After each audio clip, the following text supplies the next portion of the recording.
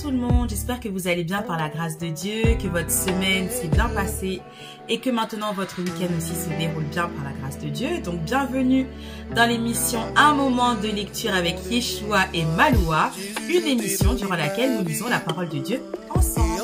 Donc nous allons commencer comme d'habitude par inviter le Seigneur au milieu de nous pour lui remettre cette émission et ensuite on attaque. Père Céleste, nous te bénissons, nous te glorifions, nous t'adorons, Seigneur, de tout notre cœur, de toute notre âme, Seigneur, et de toute notre force, Père de gloire. Nous te remettons, Seigneur, mon Dieu, roi, ces instants merveilleux, Seigneur, où t'appartiennent, Saint-Esprit, sois le bienvenu, remplis celui de ta présence, remplis nos maisons de ta présence et remplis nos cœurs de toi. Dès maintenant, dans le nom de Jésus, nous déclarons que la parole est au-dessus de tout. De toute forteresse, de tout piège de l'ennemi éternel, tu es Dieu et ta parole est sainte. Comme toi aussi tu es saint et comme toi aussi Seigneur tu es un. Père Céleste, mon Dieu, mon roi, nous te remettons toutes choses entre tes mains. Je prie pour le renouvellement de l'intelligence, le renouvellement de nos pensées et le renouvellement de notre âme, Seigneur. Que ta parole, Seigneur, puisse prendre toute la place qu'elle mérite. C'est dans le nom de Jésus que nous avons prié. Amen, amen, amen. Donc, sans plus tarder, nous allons lire un passage du livre Ma Princesse. Comme d'habitude, c'est l'émission numéro 22. Donc, on connaît déjà. On va voir. Voilà. D'accord. On a un moment déjà tombé sur cette lettre-là. Ça commence par un verset.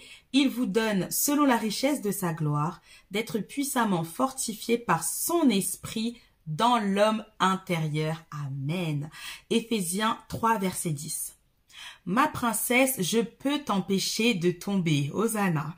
Je veux faire plus que de te protéger du mal. Je veux libérer ton cœur de tout désir de péché.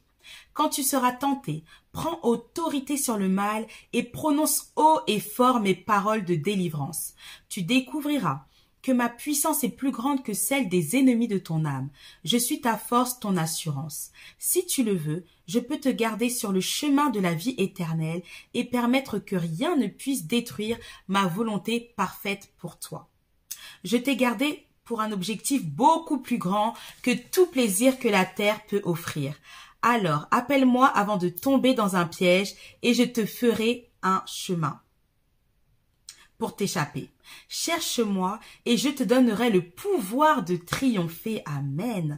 Plus tu goûteras à ma bonté, moins les tentations momentanées t'attireront. Je suis fort dans toutes tes faiblesses et je te donnerai la force de passer à travers ou de t'éloigner de toute situation. Maintenant, lève-toi et va en mon nom. Et laisse-moi t'aider à vivre une vie équilibré. Je t'aime, ton roi et ton gardien. Amen. Cette fois-ci, je ne vais pas commenter. Je laisse la parole continuer à faire son effet et tout de suite, nous lisons un passage de la parole de Dieu et ce sera dans le livre de Marc. D'accord. Dans le livre de Marc. Matthieu, Marc. Donc, pour les personnes qui ne connaissent pas encore l'émission, je n'ai pas le texte à l'avance. Donc, c'est pour ça que je suis en train de chercher devant vous. Sauf dans de très rares moments. D'accord. Bon, bah, ça tombe bien. D'accord. Alors, nous allons lire le livre de Marc, Marc chapitre 14, verset 35 au verset 42. Puis il avança de quelques pas, se jeta contre terre et pria que si cela était possible, cette heure s'éloigne de lui. Il disait, « Abba, Père, tout est possible. Éloigne de moi cette coupe. Toutefois, non pas ce que je veux, mais ce que tu veux. » Évidemment, nous parlons de Jésus-Christ, quelques heures avant son arrestation et sa crucifixion. Il vint vers les disciples qu'il trouva endormis. Et il dit à Pierre, « Simon, tu dors? Tu n'as pas pu rester éveillé une seule heure? Restez vigilants et priez pour ne pas céder à la tentation. Petit aparté, je bénis le Seigneur parce que vraiment avec Dieu, il n'y a aucun hasard. Et ça reprend exactement ce que nous venions de lire dans le livre de ma princesse. Ma princesse, je peux t'empêcher de tomber. Et dans ce passage, nous voyons comment est-ce que nous pouvons éviter de tomber. Restez vigilants et priez pour ne pas céder à la tentation. L'esprit est bien disposé, mais par nature, l'homme est faible. Il s'éloigna de nouveau et fit la même prière. Il revint et les trouva encore endormis, car ils avaient les paupières alourdies. Ils ne surent que lui répondre. Il revint pour la 3e fois et leur dit, « Vous dormez maintenant et vous vous reposez, c'est assez. L'heure est venue. Voici que le Fils de l'homme est livré entre les mains des pécheurs. Levez-vous, allons-y. Celui qui me trahit s'approche. » Il nous reste combien de temps? Bon, je pense qu'on peut même continuer. Hein. Alors, là j'en suis au verset 43. Il parlait encore quand soudain arriva Judas, l'un des 12, avec une foule armée d'épées et de bâtons envoyés par les chefs des prêtres, par les spécialistes de la loi et par les anciens. Celui qui le trahissait leur avait donné ce signe. L'homme auquel je donnerai un baiser, c'est lui. Arrêtez-le et emmenez-le sous bonne garde. Vraiment abusé. On continue. Verset 45. Dès qu'il fut arrivé, il s'approcha de Jésus en disant « Maître !» et il l'embrassa. Alors ces gens mirent la main sur Jésus et l'arrêtèrent. Un de ceux qui étaient là tira l'épée, frappa le serviteur du grand prêtre et lui emporta l'oreille. Jésus prit la parole et leur dit, « Vous êtes venus pour vous emparer de moi avec des épées et des bâtons, comme pour un brigand. J'étais tous les jours parmi vous, enseignant dans le temple, et vous ne m'avez pas arrêté, mais c'est afin que les Écritures s'accomplissent, ou soient accomplies. » Alors tous l'abandonnèrent et prirent la fuite. Un jeune homme le suivait, habillé d'un simple drap, on l'attrapa. Mais il lâcha le drap et se sauva tout nu. Amen.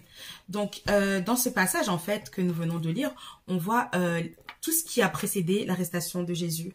Et en fait, le Seigneur nous dit quoi? C'est que c'est à nous, en fait, il en va de notre responsabilité de ne pas céder à la tentation et de ne pas nous endormir. Ça veut dire que l'assoupissement spirituel pour un chrétien est quelque chose de très dangereux parce que lorsque les combats arrivent, c'est là que on verra est-ce que on est fort ou est-ce que nous avons été faibles?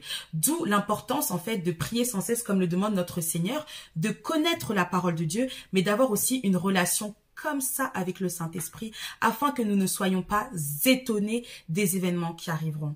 La parole nous parle effectivement par des prophéties, par les histoires des personnes qui nous ont précédés, ce qu'elles ont vécu et à quel point le Dieu que nous servons est un Dieu de miracles. Mais si nous ne lisons pas la parole de Dieu, alors on sera comme des enfants. Nous ne connaîtrons pas la parole de Dieu et nous ne connaîtrons pas notre Seigneur. Et Dieu nous dit quoi? Veillez et priez afin de ne pas céder à la tentation. Parce que lorsque nous sommes combattus, c'est là où nous pouvons déclarer la parole de Dieu. Mais si nous ne la lisons pas, si on ne la connaît pas, qu'est-ce que nous allons déclarer? Le diable n'a pas peur de nous, il a peur de celui qui habite en nous. Il a peur du lion de Juda qui vit en nous. Il a peur du Saint-Esprit qui est là pour nous enseigner toutes choses et nous rappeler tout ce que Jésus nous a enseigné. Il nous les rappelle. Donc ça veut dire qu'on doit commencer par la lecture de la parole. Un enfant de Dieu, encore une fois, ne peut pas rester éloigné de la parole de son Père. Parce que si on s'écarte de la lecture de la parole de Dieu, de la méditation de la parole de Dieu, alors ça veut dire qu'on laisse de la place à quelque chose d'autre. Et ce quelque chose d'autre ne sera jamais bon pour nous. Voilà pourquoi le monde est en train de nous abreuver par la distraction, les réseaux sociaux. Il y a des fois, ça prend trop de temps. Et c'est à nous de demander aussi la force à Dieu de nous en écarter. Parce que c'est vrai qu'on peut vraiment devenir accro à ces choses-là. Et c'est là où notre foi a toute son importance. Parce que le diable est en train de travailler dans les ténèbres. Et nous, on est là, on est en train de passer le temps. On est en train d'être endormi. On se dit qu'on a le temps, on n'a pas le temps. Quand Jésus nous dit qu'il est à la porte, il est réellement à la porte. Et si nous demandons au Saint-Esprit à quel niveau nous en sommes, il nous le dira. Donc, je vous dis maintenant à tout de suite pour la partie 2 qui consistera en la lecture des histoires de la Bible. Donc, je vous dis à tout de suite. Bye!